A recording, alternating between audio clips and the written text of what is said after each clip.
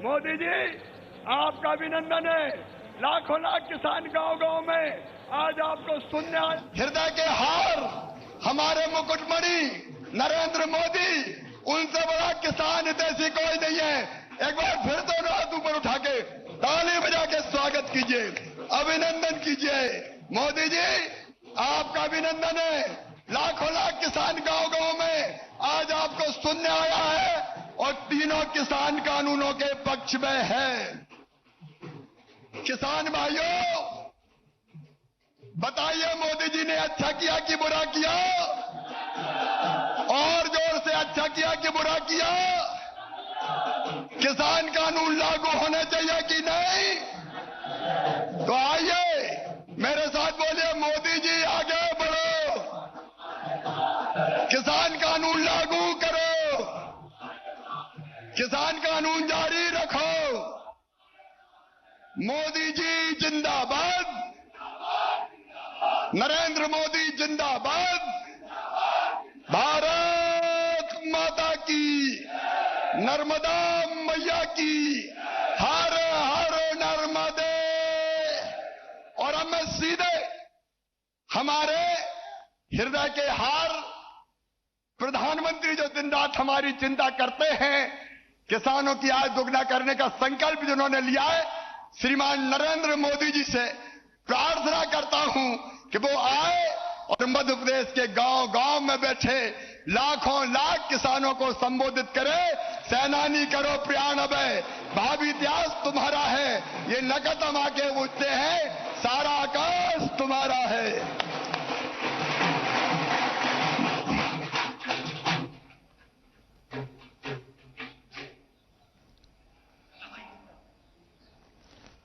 नमस्कार।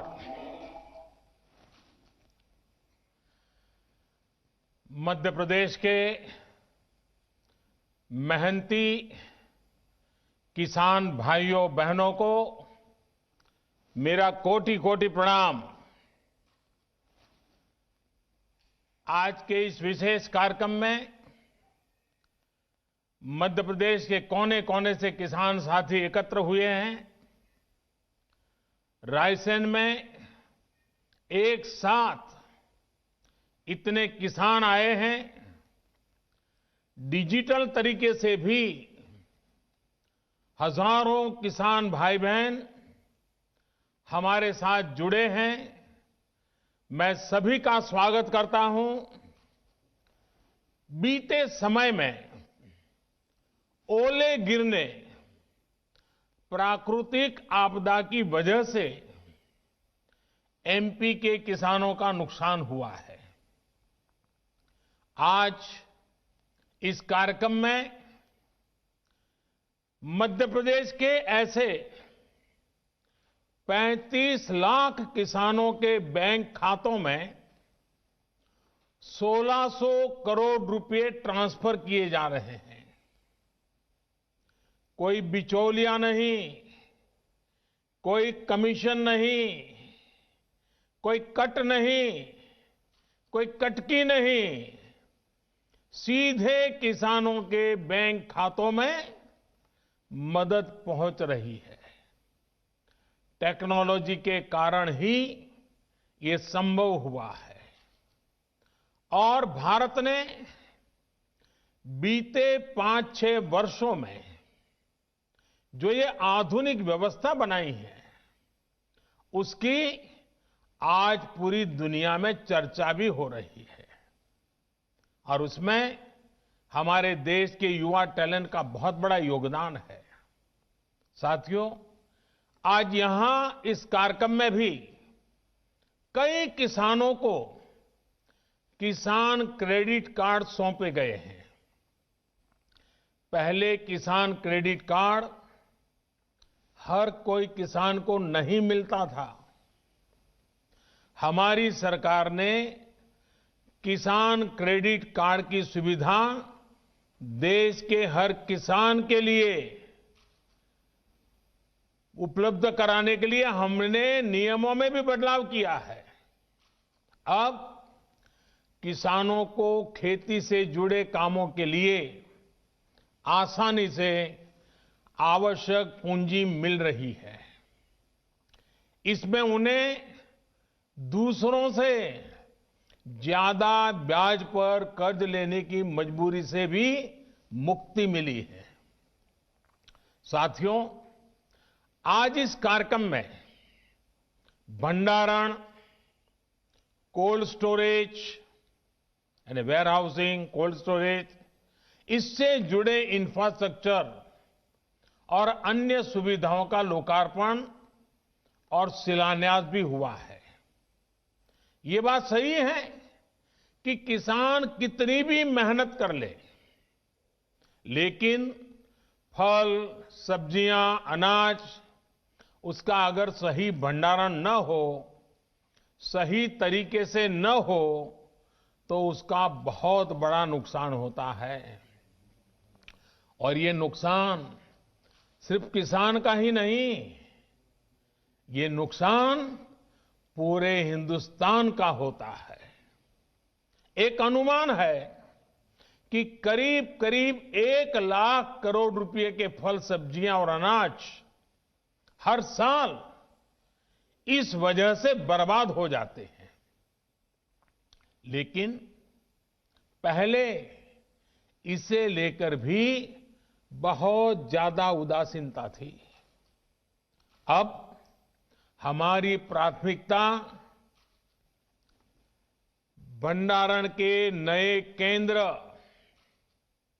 Cold storage का देश में विशाल नेटवर्क और उससे जुड़ा इंफ्रास्ट्रक्चर बनाना, ये भी हमारी प्राथमिकता है। मैं देश के व्यापारी जगत को, उद्योग जगत से भी आग्रह करूंगा कि भंडारण की आधुनिक व्यवस्थाएं बनाने में, कोल्ड स्टोरेज बनाने में, फूड प्रोसेसिंग के नए उपक्रम लगाने में हमारे देश के उद्योग और व्यापार जगत के लोगों ने भी आगे आना चाहिए। सारा काम किसानों के सर पे मढ़ देना, ये कितना उचित है? हो सकता है आपकी कमाई थोड़ी कम होगी, लेकिन देश के किसान का, देश के गरीब का, देश के गांव का भला होगा। साथियों, भारत की कृषि, भारत का किसान अब और पिछड़ेपन में नहीं रह सकता। दुनिया के बड़े बड़े देशों के किसानों को जो आधुनिक सुविधा उपलब्ध है, वो सुविधा भारत के भी किसानों को मिले, इसमें अब और देर नहीं की जा सकती।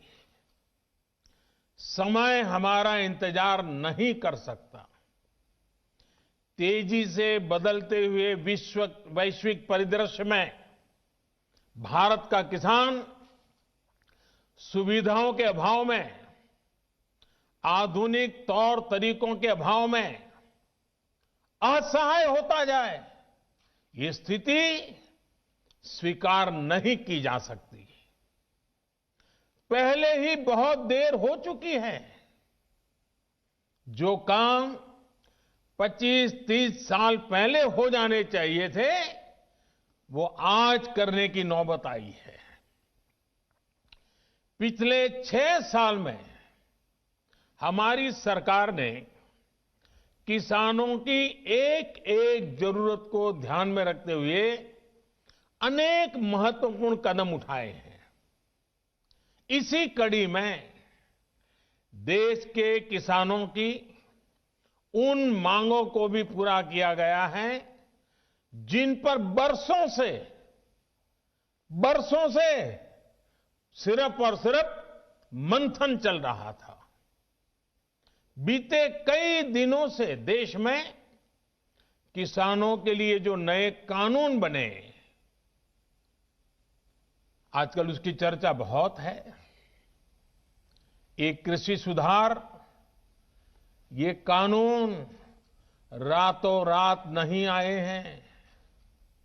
पिछले 20-22 साल से इस देश की हर सरकार ने, राज्यों की सरकार ने इस पर व्यापक चर्चा की है। कम अधिक सभी संगठनों ने इन पर विमर्श किया है।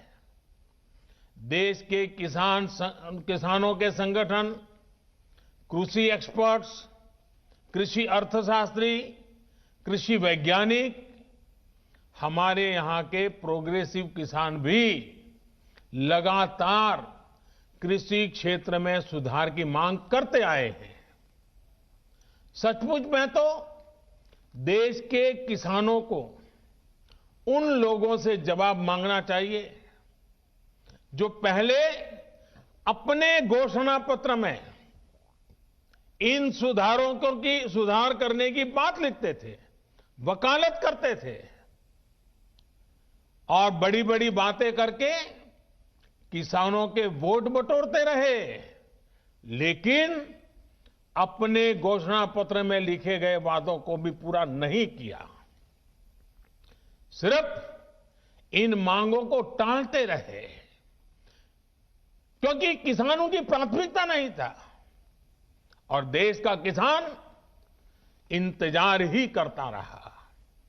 अगर आज देश के सभी राजनीतिक दलों के पुराने घोषणा पत्र देखे जाएं तो उनके पुराने बयान सुने जाएं, पहले जो देश की कृषि व्यवस्था संभाल रहे थे ऐसे महानुभावों की चिट्ठियां देखी जाए तो आज जो कृषि सुधार हुए हैं वो उनसे अलग नहीं है। वो जिन चीजों का वादा करते थे वही बातें इन कृषि सुधारों में की गई हैं। मुझे लगता है उनको पीड़ा इस बात से नहीं है कि कृषि कानूनों में सुधार क्यों हुआ, उनको तकलीफ इस बात में है कि जो काम हम कहते थे लेकिन कर नहीं पाते थे वो मोदी ने कैसे किया, मोदी ने क्यों किया, मोदी को इसका क्रेडिट कैसे मिल जाए। मैं सभी राजनीतिक दलों को हाथ जोड़ के कहना चाहता हूं, आप सारा क्रेडिट अपने पास रख लीजिए।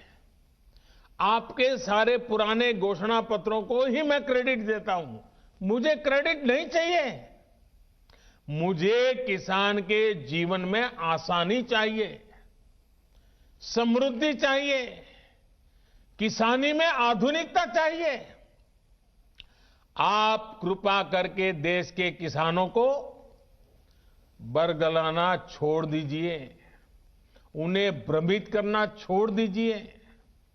साथियों, ये कानून लागू हुए 6-7 महीने से ज्यादा समय हो चुका है,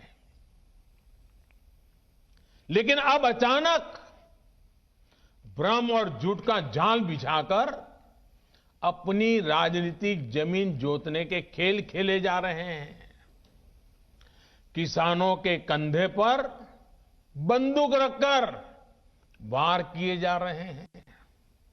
आपने देखा होगा, सरकार बार बार पूछ रही है,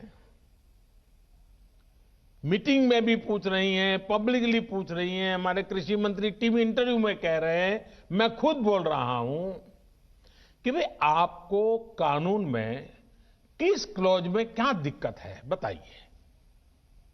जो भी दिक्कत है वो आप बताइए। तो इन राजनीतिक दलों के पास कोई ठोस जवाब नहीं होता और यही इन दलों की सच्चाई है। साथियों, जिनकी खुद की राजनीतिक जमीन खिस गई है वो किसानों की जमीन चली जाएगी, किसानों की जमीन चली जाएगी का डर दिखाकर अपनी राजनीतिक जमीन खोज रहे हैं। आज जो किसानों के नाम पर आंदोलन चलाने निकले हैं, जब उनको सरकार चलाने का या सरकार का हिस्सा बनने का मौका मिला था, उस समय इन लोगों ने क्या किया, ये देश को याद रखना जरूरी है। मैं आज देशवासियों के सामने, देश के किसानों के सामने इन लोगों का कच्चा चिट्ठा भी देश के लोगों के सामने, मेरे किसान भाइयों बहनों के सामने आज मैं खुला करना चाहता हूं, मैं बताना चाहता हूं। साथियों, किसानों की बातें करने वाले लोग आज झूठे आंसू बहाने वाले लोग कितने निर्दयी हैं, इसका बहुत बड़ा सबूत है स्वामीनाथन कमेटी की रिपोर्ट। स्वामीनाथन कमीशन की रिपोर्ट आई, लेकिन ये लोग स्वामीनाथन कमेटी की सिफारिशों को 8 साल तक दबाकर बैठे रहे। किसान आंदोलन करते थे, प्रदर्शन करते थे, लेकिन इन लोगों के पेट का पानी नहीं लिहला। इन लोगों ने यह सुनिश्चित किया कि इनकी सरकार को किसान पर ज्यादा खर्च न करना पड़े, इसलिए इस रिपोर्ट को दबा दो। इनके लिए किसान देश की शान नहीं, इन्होंने अपनी राजनीति बढ़ाने के लिए किसान का समय समय पर इस्तेमाल किया है। जबकि किसानों के लिए संवेदनशील, किसानों के लिए समर्पित हमारी सरकार किसानों को अन्नदाता मानती है। हमने फाइलों के ढेर में फेंक दी गई स्वामीनाथन कमेटी की रिपोर्ट बाहर निकाला और इसकी सिफारिश से लागू की। किसानों को लागत का 1.5 गुना एमएसपी हमने दिया। साथियों, हमारे देश में किसानों के साथ धोखाधड़ी का एक बहुत ही बड़ा उदाहरण है कांग्रेस सरकारों के द्वारा की गई कर्ज माफी। जब 2 साल पहले मध्य प्रदेश में चुनाव होने वाले थे तो कर्ज माफी का वायदा किया गया था। कहा गया था कि सरकार बनने के 10 दिन के भीतर सारे किसानों का कर्ज माफ कर दिया जाएगा। कितने किसानों का कर्ज माफ हुआ? सरकार बनने के बाद क्या क्या बहाने बताए गए, ये मध्य प्रदेश के किसान मुझसे भी ज्यादा अच्छी तरह जानते हैं।